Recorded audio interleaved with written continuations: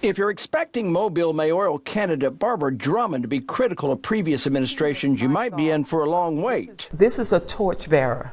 You know, everybody has done a good job and you pass it to the next one.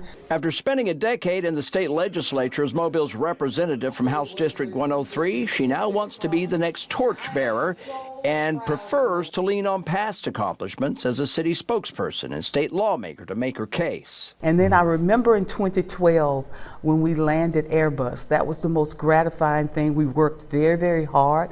And I was there when we changed our approach.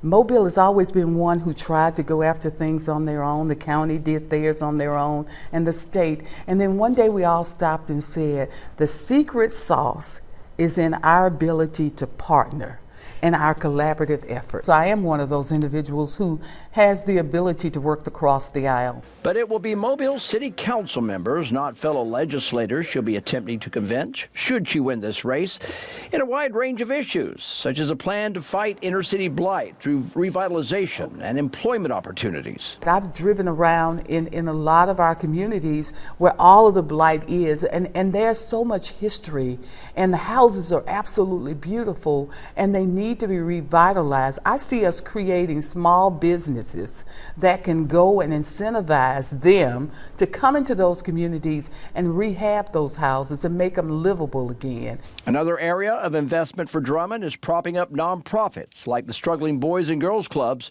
which she sees not as a drain on city funds, but an investment that would pay big dividends in the long run. They're saving our communities dollars because they're catching those children before they go into the penal system. We've got to start thinking more prevention.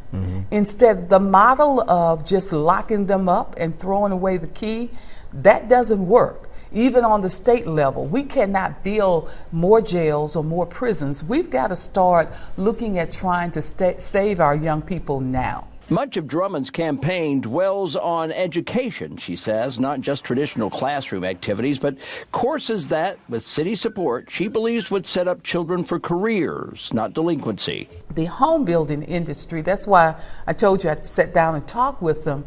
They want to start a program. We passed the law this session that will allow them not to go to the city and say, give me money. They're going to put a fee on themselves and start an academy to train plumbers, electricians, and home builders.